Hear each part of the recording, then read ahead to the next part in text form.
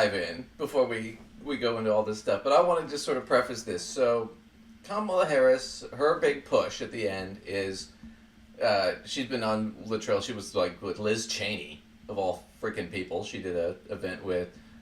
She's done some town. She did the town hall debate that Trump didn't show up to. She showed up and did it by herself on CNN. We're not going to cover that today because there's not really much to cover. It was pretty. She must have won. Yeah, she did. But so there was that. But the other thing, I think Trump's cognitive stuff is getting worse because they're hiding him a little bit more, and he's only doing these friendly interviews.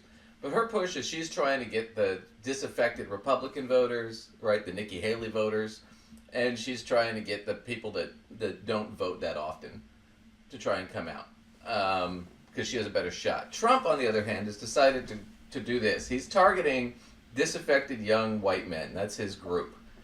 So he's been going on all the what they call the manosphere shows, the how to be a man, tough guy shows, podcasts, and crap like that. But they're all real softball interviews. So we're going to look at a few of those today, but we have to start with our personal favorite, Patrick Bet-David. So he goes on Patrick Bet-David's show, and it's, these are all like real kiss-ass fest kind of thing. But Patrick Bet-David does his typical thing where he makes an argument, but if you know what you're looking at, he disproves his argument while he's making it. Which is what he always does. He's just so stupid. But I want to get into this. We're going to jump in. Here it is, but first I got to comment on this. What the hell is with the suits? Trump's wearing his typical Kmart suit. What color is that, Patrick? Honestly. They're going to attack Obama is what they're going to do. I want to get right into it. I got a lot of questions I want to ask you. What was that? Do they know Obama's not running? Yeah, maybe. Some of it's personal, some of it's business, some of it's politics. But something happened last week. Barack Obama, he's at this event, he's speaking. Right. And he's given this message about your economy, how great the economy was. And then at the end of it, he says, you didn't build that economy, I built this. I kind of want to get your reaction on this talk that he's given. Rob, if you can put that up. And the reason some people think, well, I don't know, I remember that economy when he first came in being pretty good. Yeah, it was pretty good, because it was my economy. We had 75 straight months of job growth that I handed over to him. It wasn't something he did. I had spent 8 years cleaning up the mess that the Republicans had left me the last time. So just in case everybody has a hazy memory, he didn't do nothing except those big tax cuts. So how do you feel about this when you All right, see? so first off, they clipped the shit out of that. But I like how they put that point in. I had 75 months straight of positive growth, of job growth, of positive job growth. Not just positive, continually growing job growth. Trump walked into a good economy. Obama walked into a nightmare. We thought the world economy was going to collapse when Obama walked into office because it was the housing crisis right before he got elected, while he was getting elected. Right. So he's saying, look, I fixed all that stuff that Bush screwed up. Trump inherited a good economy, and then when he left, it was after COVID, which he bombed, and the economy was in freaking shambles, and then Biden had to pick it up and clean it up after him. And that's been the history of the 21st century. Republican president fucks everything up. Democratic president cleans it up. Another Republican president comes in, takes credit for it, fucks everything up. Democratic president comes in and cleans it up. That's been the history. And so that's what Obama's pointing out. And it's true. But watch how Trump doesn't really have a response to this, but I think it's funny that they're going to try and refute this. Because it is just a fact that that's what happened. But it's odd. Him saying this last week. I think he's angry. He pretends not to be, but I think he's an angry guy. He's a nasty guy. He's got a little bit of an edge, and he's angry about a lot of things. You look at what happened with Biden, and you look at what he did with Biden. He really hurt Biden because I'm not sure he wouldn't have imploded anyway. We had the debate, and he was down quite a bit, and they walked out, and they just... So talking about nothing. He's an angry black man, the angry black man trope, and he did something to Biden, and I beat Biden in the debate. I mean, the dementia's bad. He's just... We'll get more into that later, but it's bad. So Trump doesn't really say anything here. It's just all horseshit. I kind of want to just get into what PBD does here. So they get into this next clip. Let me skip to it here. Should be right about here. All right. So we'll jump in. So he's going to make his second point on Obama here. Back in 2012 So when he I want you to give it. He's handing this to Trump in a lot of ways. He's trying to hand him, look, he's saying you didn't build the economy. Here's a chance for you to say you did. And Trump doesn't even do that. He just rambles off about Biden in the debate and calls Obama angry. That's all he does. And so Right. that's... There was like yeah, he had so- the opportunity to like talk up something, Talk himself from up. his administration. Talk it up. Yeah. Yeah, he teed him up and he didn't take it, so he shifts again. All right, let's give him another one. Let's tee him up again and see what he does. He doesn't do anything. told business owners, you didn't build that. Remember Yeah, when he yeah. said that? I don't know if you remember that whole comment. I think this is the speech, Rob, if you want to play this. You got a business. That you didn't build that. Somebody else made that happen. So this becomes a pattern of, Communism. you see a pattern of communism Well, no, there? I mean, that's basically the view. There you go. You there, Lacey? So he did that whole spiel about Obama saying you didn't build that. If you have a business, you didn't build that. That was from 2012. Okay? That was when Mitt Romney ran against Obama. And it's communism.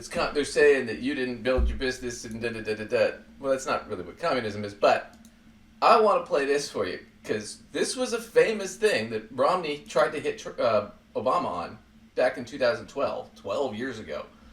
And they're pulling this back up. Like Obama's saying, if you have a business, you didn't build it.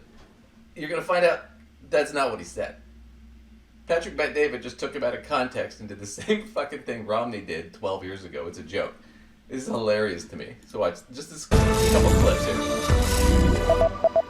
Republican presidential candidate Mitt Romney arrived in London Wednesday. While he's thousands of miles away, he's left behind an attack on Barack Obama that appears to have the president's re-election campaign playing defense.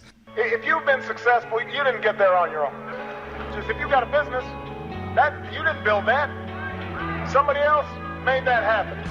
The Romney campaign has seized Okay, so he did that whole gag about you didn't have a business, you didn't build that, right? Well, Obama then, his campaign went out and pulled out the actual clip. And here it is. Obama's campaign has put a large chunk of that same speech online. Somebody helped to create this unbelievable American system that we had that allowed you to thrive. Somebody invested in roads and bridges. If you got a business, that you didn't build that. Somebody else made that happen. The internet didn't get invented on its own. Government research created the internet, so then all the companies could make money off the internet. So that's the whole joke. So Patrick Bet-David's pulling out the old freaking you didn't build that trope when what he's talking about is you didn't build the infrastructure around your business. And you couldn't have built your business without that infrastructure around your business. And we've covered that many times on this show. I didn't build the roads that or the transit system my employees used to get to work. Didn't happen that way. I didn't build, the internet that we need. I didn't build the phone system. I didn't install the electricity or the sewage or the plumbing or any of that shit. I didn't do any of that. Somebody else did it. So you have to have these things in order to have a business. That was his point. Right? And that comes from taxes. That was his whole point. But they tried to use the same thing again, and now they're calling it, well, he's being a communist. Because he wants the infrastructure to build a business? Sounds pretty capitalist to me, man.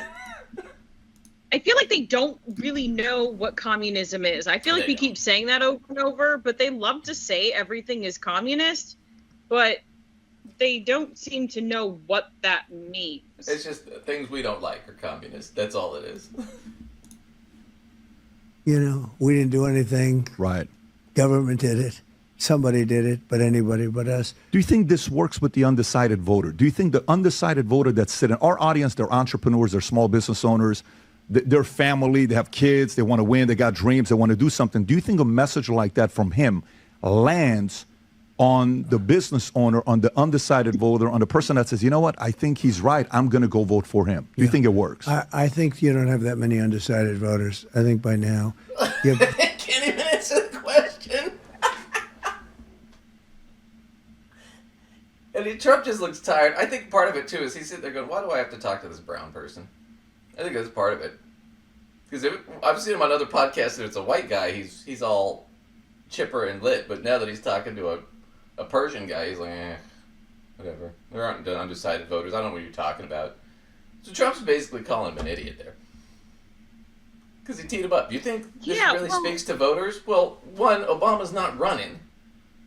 Again, he just queued Trump up to be able to, knock that down and then build himself up. Right. But Trump instead, he's just like, oh, there aren't undecided voters. Yeah, this whole interview was that. It was PBD just kept trying to tee up Trump, and Trump just wouldn't take it.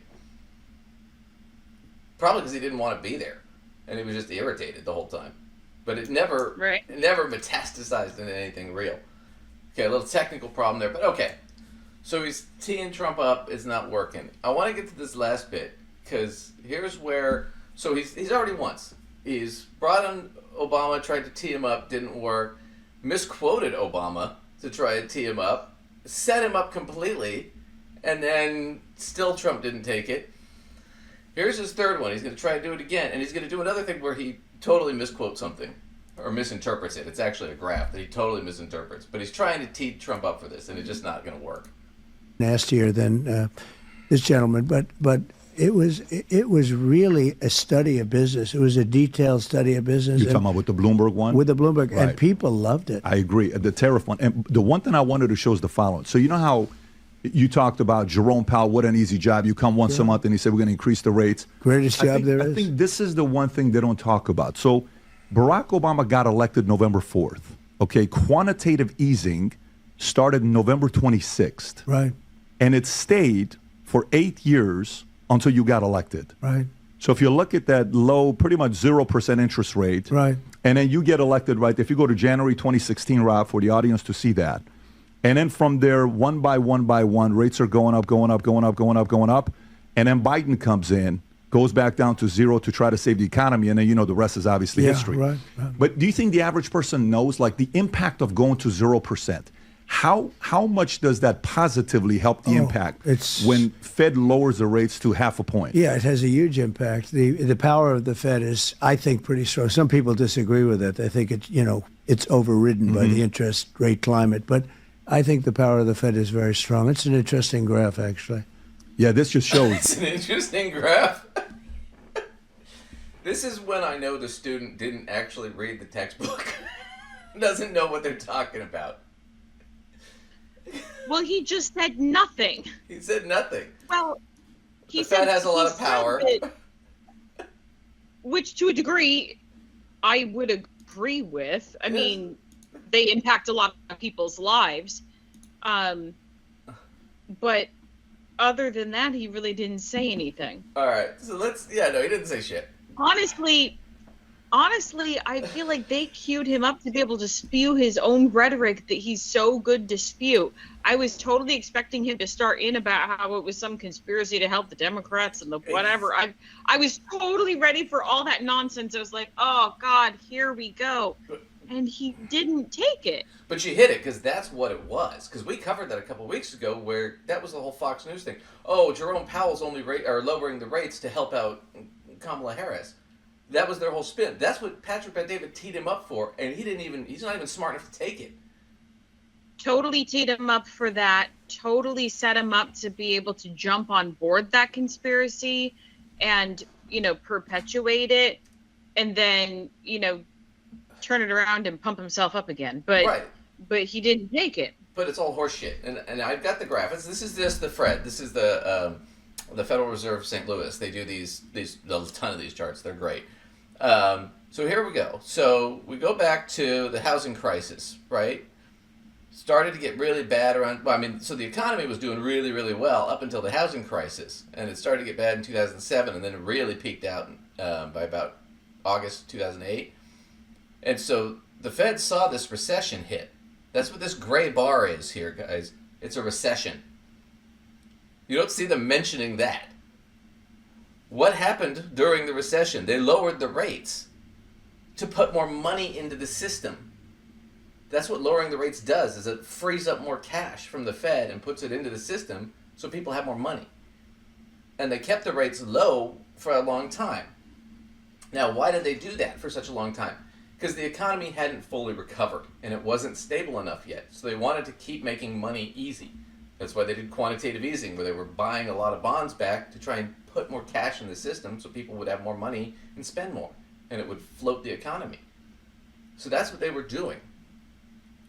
Right? That's what he's not getting. This was not about Obama becoming president. This was about the crash. Right? He's talking about, oh, well, it happened around when Obama, because when he does this, when Obama got elected in 2008, right, November, that's when it really bottomed out. It already been bottoming out by November of 2008. Mm-hmm. Obama inherited this recession.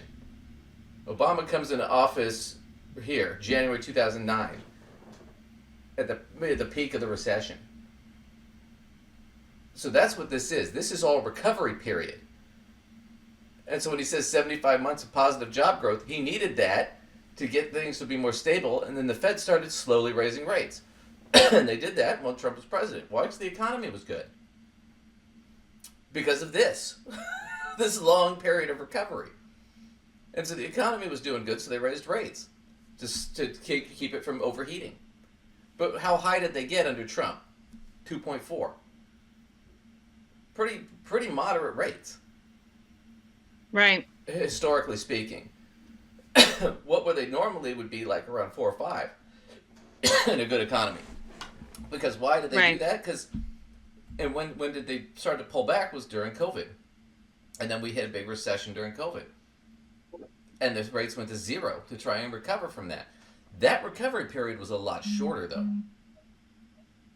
You see here on the graph, very short in comparison. Mm-hmm. And then once it recovered, boom, they spiked. The economy got really hot. So they spiked the rates to try to slow the economy. That was what the Fed was thinking. Now, we can argue about whether or not that was the smart move or not, and we've argued against them raising it too high too quickly. But the fact of the matter is, what did they prove here? They proved that this gray line was the end of Bush's presidency, and this gray bar here was the end of Trump's. So they've proven that the end of a Republican presidency, the economy's in shatters. And then what happens? The Democrat comes in and builds it up. That's what they've proven here. So they've proven everything Obama said earlier. With that graph. They just don't realize it. That's what's so funny to me. And and they don't even talk about anything realistically. They just blather. I mean, well, they're failing to connect what was actually happening to the story they're trying to build. Right. Which, as a teacher, that's constantly what I'm trying to do with my students, like being like, all right, so what's the background information here? What was actually going on? What was going on? Gee, a crazy little thing called the freaking recession because of this like huge economic collapse that happened before Obama took office. It wasn't just, the Federal Reserve deciding, oh, Obama's in? All right, I'm just going to do him a solid and I'm just going to make these interest rates go down. No, I mean, like, it wasn't, could have been somebody else in office, and the Fed was going to have to respond to what happened in that previous administration. Right. With the timing of it was the housing collapse happened during the previous administration, and that was what was being responded to, no matter who picked up the reins after. Right. And if there was a recession now, the Fed would respond to it and they'd lower rates again. And right now they've backed off the rates because the economy's moderate, it's leveled out, it's slowed down a little bit, but it's still pretty hot. That's why they don't want to back off super quick. Because if they back off too quick, then they can overheat the economy and cause even bigger problems. So this whole thing is just bullshit. So here it is, Patrick Bet-David takes everything out of context, lies to tee up Trump, and Trump can't even fucking hit it. he can't even spike the ball. And he set him up. I mean, this whole thing is just him trying to set him up, and Trump just like, yeah. Doesn't do anything. Barack's angry. Yeah. Decided voters. Yeah. You know what? I'm seeing what you're saying about him seeming super tired. Yeah. Like, it just seems bland. I mean, in the previous election that he participated in, and in the one where he lost and the one where he was elected, he seemed to have more drive and more energy and more, whatever pizzazz behind him. And he seems tired and checked out, and he's energetic in other things, but I think it's how much Adderall did he take? Oh, see, I'm feeling like, I mean, is he just too old? I really hate to play the ageist card, and because I didn't like it when they were doing that to Biden, because I don't think age is necessarily the thing, but is he medically feeling his age? Because age is sort of an arbitrary number. Right. But like, medically, is he feeling his age in a way, that's making him this way? Yeah, he has some cognitive decline issues. We'll get more into that as we go along. But I just wanted to cover that sort of bit where it's like Patrick Bet-David does his usual spiel where he takes everything out of context, tries to make a dipshit point, but it's so stupid, Trump can't even pick up on it. Well, there we go. So it's two idiots clapping with one hand. It's really just the oddest thing. But